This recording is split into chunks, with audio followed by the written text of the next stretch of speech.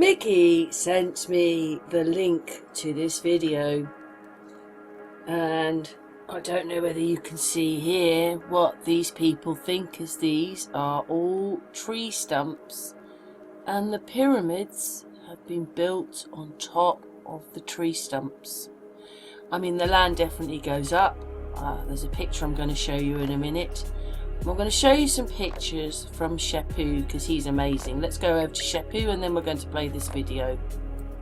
So SAMFU always puts a good amount of pictures out on Facebook, and I really like some of the pictures he's used here. And we're going to stop at one because it links with the next video. Let's put the video on. I look at it now with another set of eyes. I also have my lovely friend Angel Giza, who's really into these pyramids, and he believes what he thinks that they were, and he'd love to build them himself. But anyway, I have had many hangouts with him and use his videos on this channel, but I'm going to just show you what he looks like so you know. But he's well into the pyramids. I don't know what he would say, but anyway, these are some of the videos that we've done with him. Yeah, we've done hangouts. Oh, we've done so many things. He's been on other hangouts. Look at this one with the music. Well, what the stones look like. Anyway, I'll just show you his channels. I can show you. There's a couple of his bits there. Great GizaPyramid.com, Giza.was. This is telephone number, so there's many ways that you can get in touch with him. And on the channel, if you just put Angel in, all the videos should come up with him on, and all his details are in the videos. Love you, Angel. Anyway, I'm going to send this to him.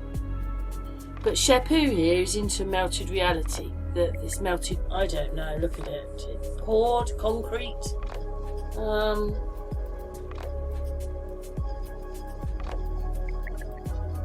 See, all that stone goes under the wall of the pyramid, being a place of refuge.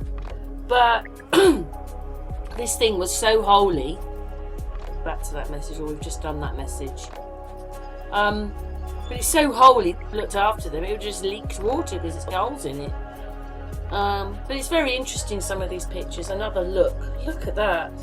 He's talking about, I mean, we put them down as battery packs. Then you're told that these are burial chambers.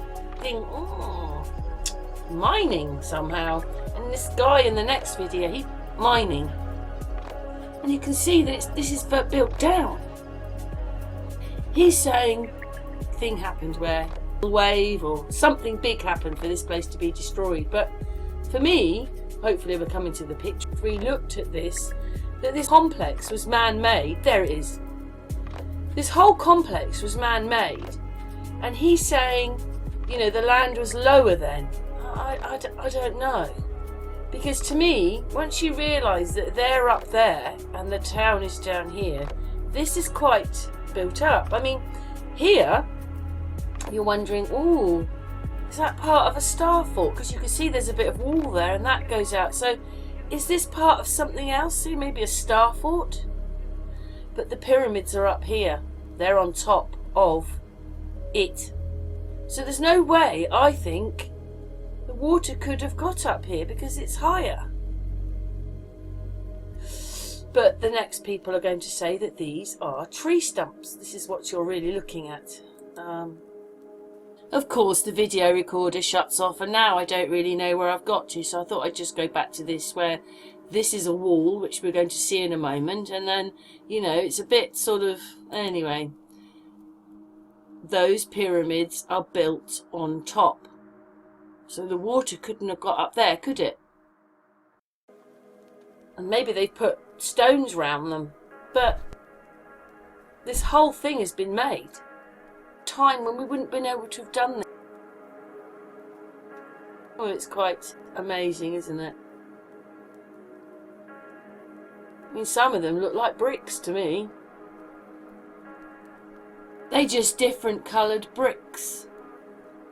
What they show us always is great big stones around them, rather than there's lots of much smaller ones. If they're bricks or stones, yeah.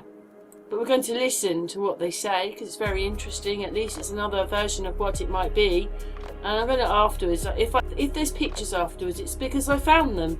And if I don't, I don't. But I found an old map of Africa the other day, and it wasn't spelt A-I-C-A. It was spelt A-F-I-K-A.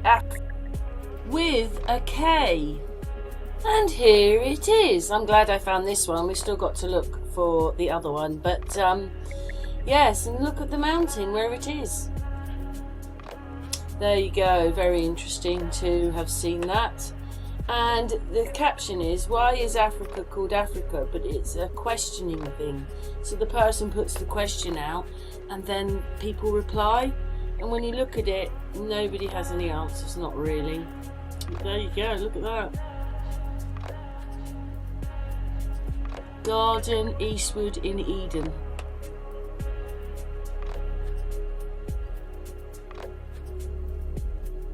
Yes, there you go.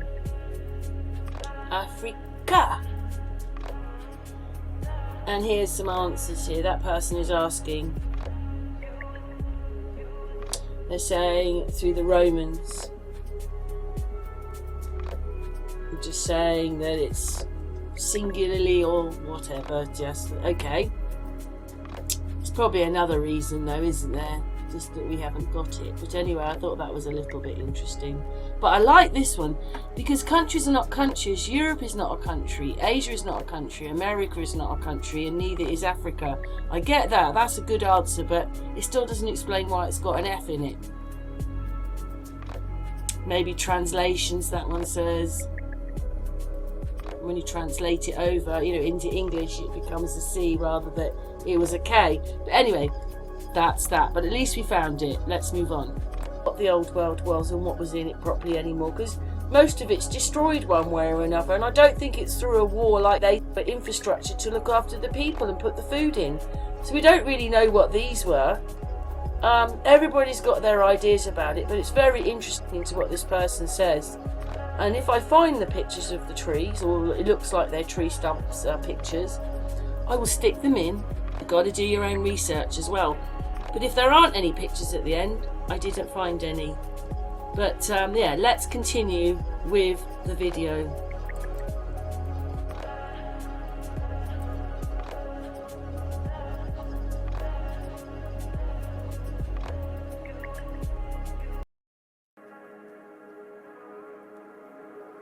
I think you might have shown me this. Yep. Examples of tree stumps with pyramids on top of them. If you don't think that's a tree stump, I don't know what to tell you. Oh, it's just a mesa. It just happened that way. Well, here's an example. Here's an example of a mesa with growth rings. Great picture. Right? Since you brought up that picture, and I had a little presentation ready, we're getting low on time, so I'll just run right through it really quick. I thought I'd go and get his details, and then I pressed it, and then it says it's not found. I'll show you. So I can't. The person who says it's that's being interviewed. So there is his Twitter. You can write that down. But when you press the link, which he's saying is his channel,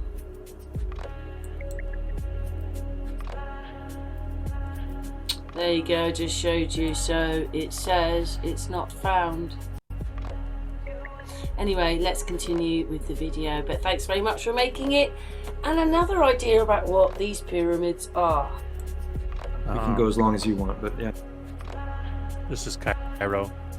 The pyramids of Egypt are built on top of tree stumps. They did an analysis on the plateau that Giza's on, and they said that it had to be cut with a laser because it's so incredibly flat. Well, it just reminds me of the tree stumps we've talked about before, right? And why is that important? Well, when you look at the pyramids, and there's pictures that have hypothesized this, but this article is fantastic, and it was based on an author who wrote a book on the subject. But basically, the title of this article is "The Great Pyramids of Giza, or the Real Noah's Ark." Even the very rooms and tunnels in which the chosen survivors of the deluge took refuge, declared by Egyptologists to have been found at last. There's a huge labyrinth under the Giza Plateau. This was well explored, and it was more of a more public knowledge than it is today. endless and endless tunnels, hundreds of miles of tunnels under Giza. And part of his analysis was he found salt all over the pyramids, and but it only went, I believe it was 100 feet from the top. And he said that the pyramids were buried under a salt ocean for several hundred, if not more than 1,000 years.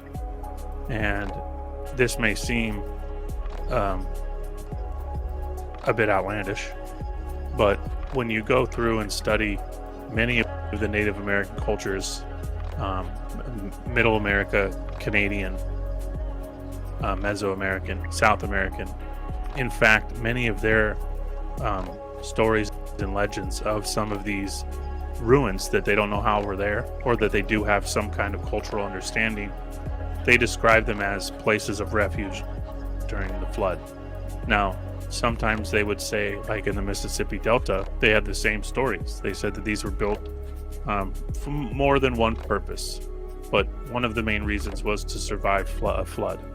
Now, some may say that's the flooding of the Nile, but others, when you understand that ground level has risen considerably, and many of these pyramids go 50, 20, 100 or more feet under the ground. So when these things were first constructed, ground level was far lower.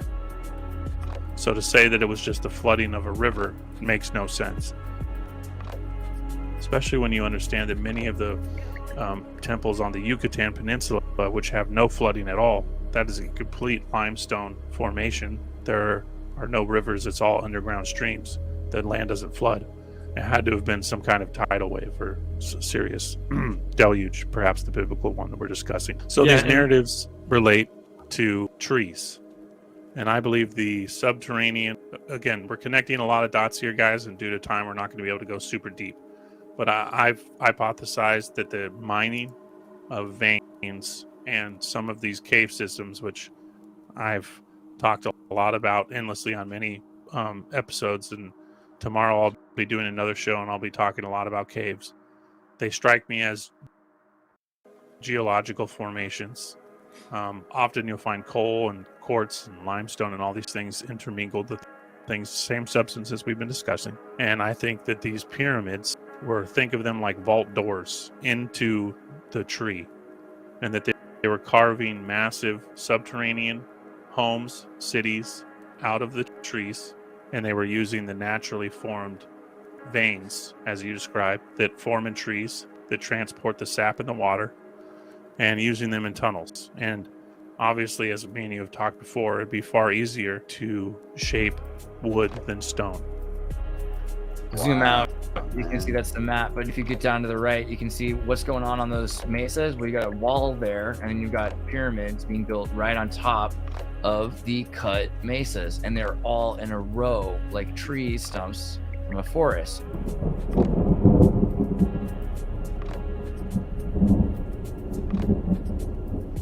Yeah, I mean, the whole world was tropical. Time frames are kind of interesting. I think there's been 3 or 4 polarity flips, and each one was a little different.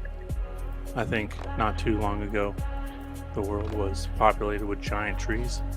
You know, that everyone here is familiar with that concept. And just like in a modern day rainforest of today.